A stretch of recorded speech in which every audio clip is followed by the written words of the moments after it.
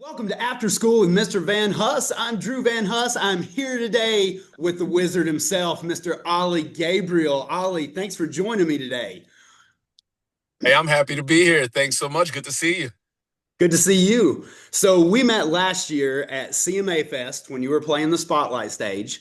And I'm very blessed every year to have that job because I get to see so many talented singers, songwriters, entertainers. Like it is nonstop talent going across that stage. But every year, there's a handful of people who just really catch my attention. And you were one of those people last year. The second I heard your song Ric Flair, I was like, this is my guy. I was like, this is incredible. And I got to tell you on a side note, my son and my daughter have both become huge fans of yours. And we played Ric Flair so much last year that that was like my number one song on Spotify for a number of times played because we I love wore it. that out and are still playing it. So, I love man, it. it was awesome. It's such a banger. Thank you. Thank you, brother. I mean, I try to make music that is fun for me and fun for others. So I'm glad that resonated. That was a fun song to write. Absolutely. Are you a big wrestling guy? Is that where that came I from? Or was growing up, I was a big wrestling guy. I was one of those kids that, I'd sit 6 inches from the television. My mom had to say, back up from the TV, you gonna go blind. I So understand that. anything with wrestling and Bruce Lee, I was all over it. That's awesome. So, for people who may not be familiar with your work, I'm going to let you just kind of introduce yourself and just tell us what it is that you do because I know it's a lot. Yeah, yeah. So I'm Ollie Gabriel. I'm really a country boy that just had a lot of big dreams. I'm from Southwest Louisiana, in a little town near Lafayette. And when I started out, my dream was I always knew I wanted to make music since I was probably about, I think, 8, 9 years old. I figured out what I wanted to do with my life. I knew I wanted to be on stage and make music because I grew up in the church and I would see how the music was such a big part of the service and how it would just get everyone just going and just the energy of having the microphone. And I remember being a kid being like I want to do that.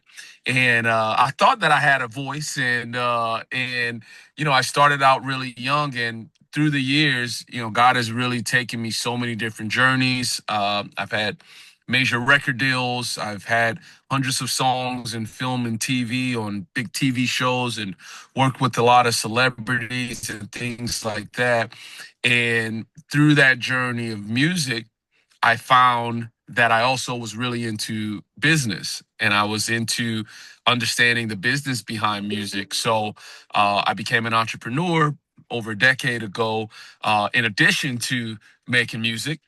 And now, I don't just make music and perform on stages, but I also own stages. So I own a couple venues here in Nashville and run a development group, and I'm building a lot of cool things that include music as culture, but are not, or music is not at the forefront. And I'm saying all that to say that I have, when people ask me what do I do, I've kind of shifted because it used to be just like, oh, I sing, or I'm an artist, I'm a producer, I'm a writer.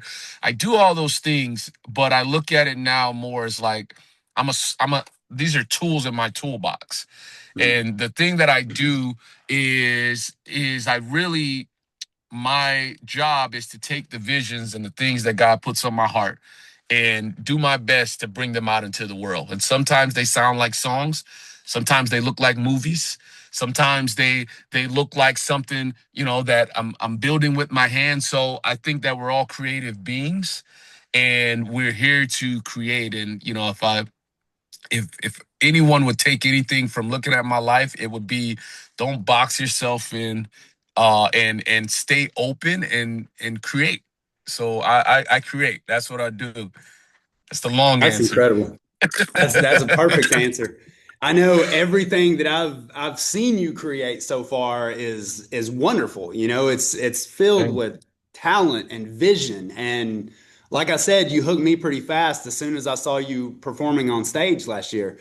Um, Who do you think were some of your like heroes? And it could be like either in the music world or the business world, either one. Who did you look up to growing up, or who did you kind of want to be like to kind of follow their path? Yeah, absolutely. Definitely in the music world, I was super influenced by Michael Jackson, by James Brown, by the Rolling Stones. I mean, I was an eclectic kid. I listened to everything. I mean, I had an exchange student one year at my school who was from Japan and barely spoke English, and we became friends. Like talking the way we could, but we spoke through music. He would bring CDs, I would bring CDs, so we would have this. I remember for that year that his name was Bo Trong, and that year that Bo was at our school, I listened like half the year. I was listening to Japanese music, like didn't understand a word, but I was loving the vibes. Like I loved the sound. So I was just that kid that was just always. I was in the metal. I'm a big, Metallica and Alice in Chains, and I was just a weird kid, in that sense. But in terms of big influences, growing up in Louisiana, there was a huge independent scene. We had a lot of our own. It's regional rap, and there was a time when I was growing up. The big coasts were either L.A. or New York. They weren't really. That's before Atlanta took off. People weren't really looking at the South for music, and so I was inspired because there was a huge independent music scene, and there were a lot of people like Master P and with No Limit Records and Cash Money that were blueprints for me to see like, hey, these guys are rapping the songs, but they own the record label. They also are producing, they're producing for themselves, but they're also producing for a ton of other artists. So at an early age, I got to see a blueprint for myself that, hey, I don't want to just make my music. I want to be a vehicle and a platform for other people to be able to attach to and really kind of be able to be the kind of artist and leader that helps other people see their dreams while I'm making my dreams happen. That's very cool. Very, very cool. When you were coming up through school, I always like to ask a question that kind of deals with education and stuff, being a teacher. Was Of there course. a teacher or a coach or anybody along the way who kind of, reached out to you and encouraged you to chase your dreams or anything like that? Absolutely. Being in band, I was in all the bands, I was in all the choirs. Music saved my life. I growing up, my mom worked two jobs. My dad wasn't, in my life. So, there was definitely a lot of without being in bands. I was in marching bands, jazz band, concert bands. I was first chair, in all these bands, and I started playing trombone and baritone and different instruments because of great teachers. I remember Mr. Hugh, Mr. Brett Darby, Miss Norma Jean Lucky. There were just so many. My pastor at church who would just call me and tell me, I always had to be ready. He'd call me, he'd point to the organ, he'd point to the piano, he'd point to the drums, like go play, and it's people like that saw my talent at a young age, and not just my talent, but they saw my interest, and they gave me space to experiment. I had a band teacher in who saw that I was a songwriter and making my own songs and gave me a key to the band room in the eighth grade. So when everyone else was in the gym goofing off before school started, I got to go in the band room, and it's like, hey, one else can be in here with you, that kind of thing. And I, always respected that and honored, but it was such a big deal for me to not have to basically, I felt like waste my time or, have the chance to get into some trouble or whatever, because there's like a 30-minute to an hour period before school starts, so most people are just goofing off. We're doing all kinds of stuff, and I would be in the band room writing songs or practicing stuff and playing the piano, playing different instruments. And he basically, that year, I think it was my freshman year, the whole band, we did a whole show in front of the whole school of all my original material. that Wow. I had written and stuff, which was like huge for me, to hear Mhm. he charted it out and things like that. And I had another band teacher that allowed me to move around on instruments because he was like, well, you're good at trombone and stuff like that, but you're also great at piano. You're doing your own stuff. So we did a Santana show and I played keyboards and I played, quads and I did a lot of things. So my band directors were incredible. And I don't think I would be where I'm at in life right now and have experienced as much success in this industry and just in general had it not been for my teachers. That's incredible.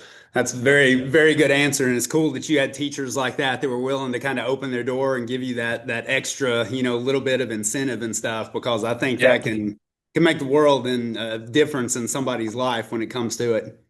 Yeah, it definitely did for me, so much to where I've always said this. I said if I was doing anything else other than, making music and being in entertainment and stuff, I always said I would be a teacher Mhm. because of that. I would be a teacher or I'd be a truck driver, which were two different things. But I think that's just because I spend a lot of time alone, like writing and being in the studio and stuff like that. So Mhm. I enjoy solitude and I like driving. So I'd be like, oh, I could be a truck driver, but teacher would be my first choice.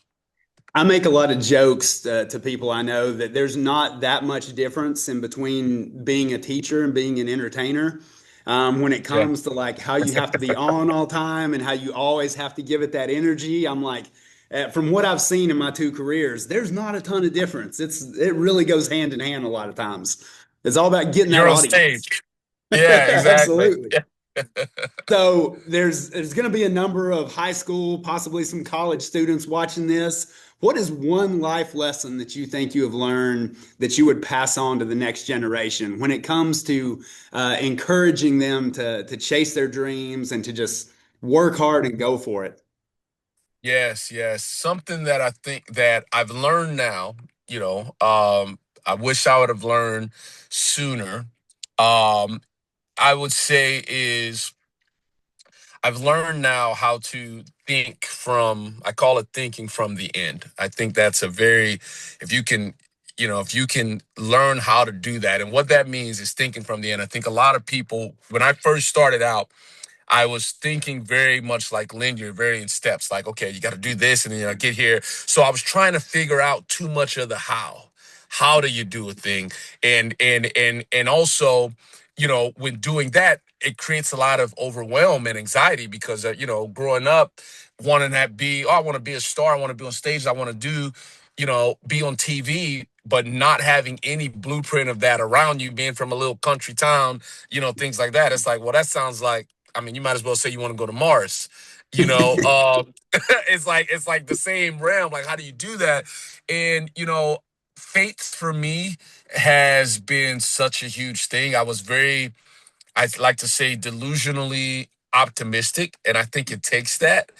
You've got to be able to. The advice would be every day you've got to be able to clearly picture yourself in your mind before you do anything. Clearly visualize yourself living in whatever moment it is you want to be in. So not visualizing how do I get there or putting it in the future. Like watch a movie in your mind of yourself already walking in it, feeling it. What are you wearing? Like make it as sensory as possible. How was it? What's the space smell like? What's it feel like? Like and the more you can do that, for me, this has helped me tremendously because so many times visualization is very important. I used to visualize all the time and daydream and stuff like that. And some people might say, "Oh, you're a daydreamer or whatever," but it actually, for me, it gave me the faith in the hard times where I wanted to give up because I practiced seeing myself in that mode, in that space so much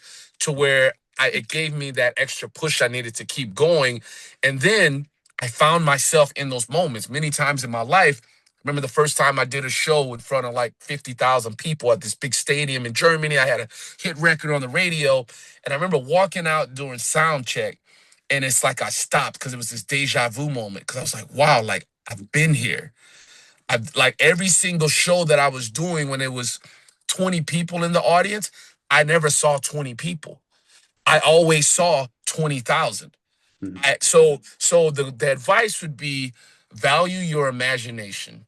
Your imagination is is the place that you can create whatever it is that you want. So there's so much input from the world. There's so many people with, there's so much fear and things that can get into your mind and poison your imagination. And protect your imagination at all costs, because your imagination, if you can see it in your mind, you can hold it in your hand. And that will carry you so far.